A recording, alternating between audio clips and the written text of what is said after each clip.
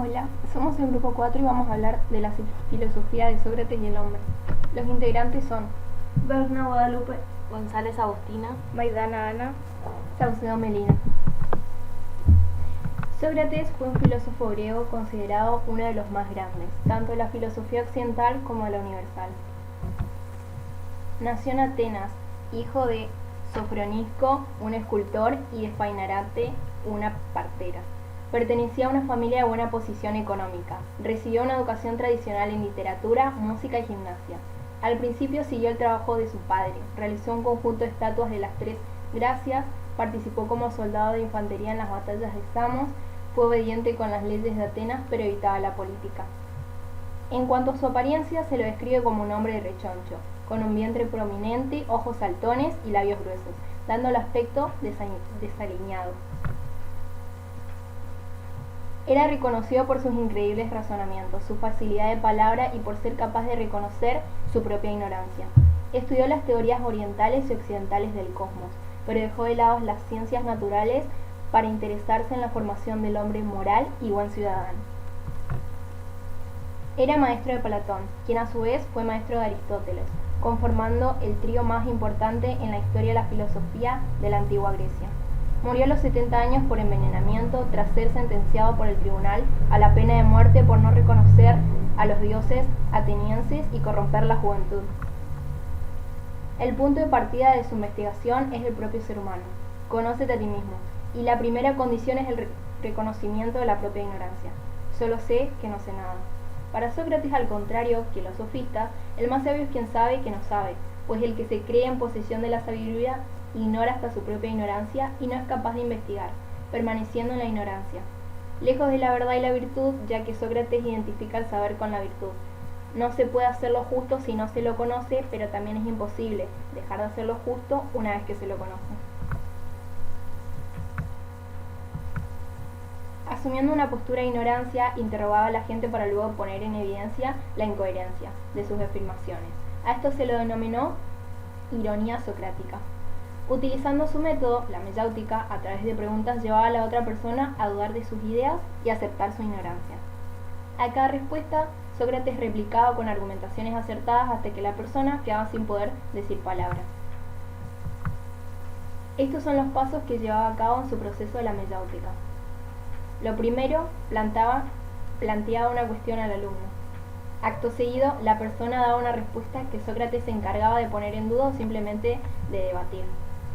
Surgió un debate en torno a la pregunta que se hizo en un primer momento. El objetivo de este diálogo es hacer que el alumno dude de su propio planteamiento. Se sentirá incómodo e incluso confundido por lo que antes tenía muy claro. Ahora lo tiene en duda y no sabe cómo defenderlo realmente. Se lo denomina catarsis.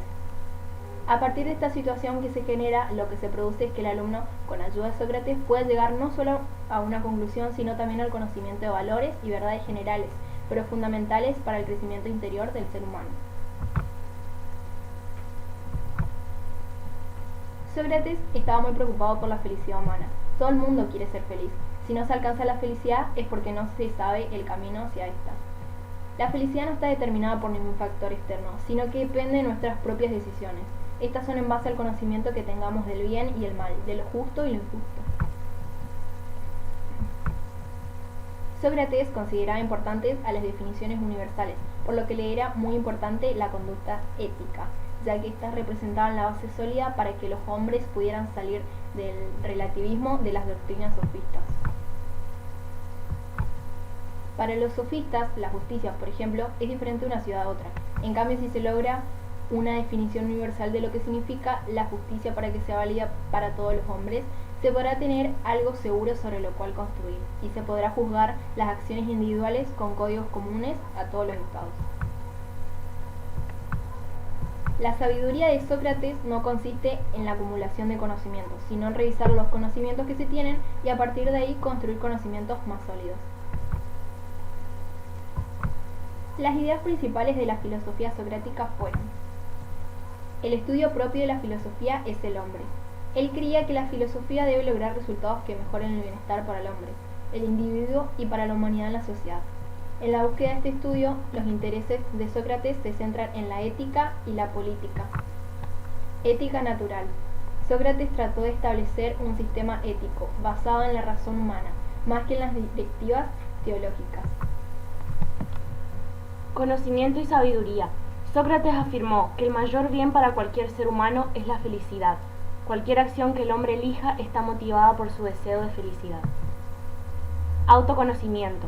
Sócrates estimaba que la vida sin autoexamen no vale la pena ser vivida, es decir, que sin logos, la razón, no hay vida humana. El daimonion, que es la voz interior, es la única guía moral del individuo. Política. Sócrates no estaba de acuerdo con la tiranía o la democracia. Él creía que la mejor forma de gobierno era uno gobernado por un individuo que posee la mayor capacidad, el conocimiento y la virtud. Sócrates y el derecho. Según Sócrates, el buen ciudadano debe obedecer aún las malas leyes para no estimular al mal ciudadano a violar las buenas. Fue obediente con las leyes de Atenas, pero evitaba la política. Creía que podía servir mejor a su país dedicándose a la filosofía. Los conceptos como el bien, la justicia, la belleza, etc., son para Sócrates de carácter universal. Subsisten de manera idéntica para todas las personas en todas las épocas, en oposición al relativismo y los sofistas. Constantemente investiga en el ámbito de la ética acerca de conceptos generales o universales. Para Sócrates, el hombre es un ser esencialmente moral y que por lo tanto debe ser respetuoso de las leyes. El intelectualismo moral. Sócrates desarrolló la teoría del intelectualismo moral a partir de la afirmación de que el hombre está formado por una parte material, el cuerpo, y una parte no material, que es el alma. La tesis del intelectualismo moral es la siguiente: solo si se conoce qué es el bien y la justicia, se puede realizar el bien y la justicia. El malvado es un ignorante, por lo que el mal se reduce a error. Nadie obra mal y de forma injusta si sabe precisamente lo que está mal y es injusto. Es decir, sabiendo esto, obrará obviamente de forma correcta. Creía que todo vicio es el resultado de la ignorancia y que ninguna persona desea el mal. A su vez, la virtud es conocimiento y aquellos que conocen el bien actuarán de manera justa. Fue así el iniciador del intelectualismo, pues establece una relación entre el saber y el actuar, y la dependencia del actuar con el conocimiento. El pensamiento socrático no define la libertad como la capacidad de realizar cualquier conducta que se desea. Esto debido a que el hombre no es considerado por Sócrates como racional, sino que tiene la capacidad de llegar a serlo, pero para esto necesita redescubrir sus conocimientos y conocer el bien. Sócrates afirma también que el ser humano siempre está en búsqueda de sí mismo y se caracteriza por poder dar una respuesta racional a cualquier pregunta que se haga a sí mismo. Su preocupación fundamental se basa en saber cuál es la vida que el ser humano debe llevar y en qué consiste una buena vida.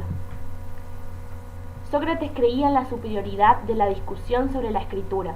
No dejó nada escrito y por lo tanto pasó la mayor parte de su vida de adulto en los mercados y plazas públicas de Atenas, iniciando diálogos y discusiones con todo aquel que quisiera escucharle y a quienes solía responder mediante preguntas.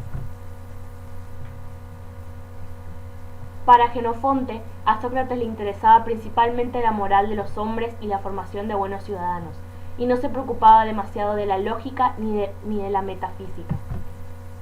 Todo hombre es un animal racional, y esta definición permanece inalterable, aunque su conducta sea diferente a la de otros hombres, de modo que existe lo que no cambia, o sea, el concepto universal o la definición de los objetos, en un mundo en permanente cambio, de objetos imperfectos y cambiantes que es el de nuestra vida cotidiana.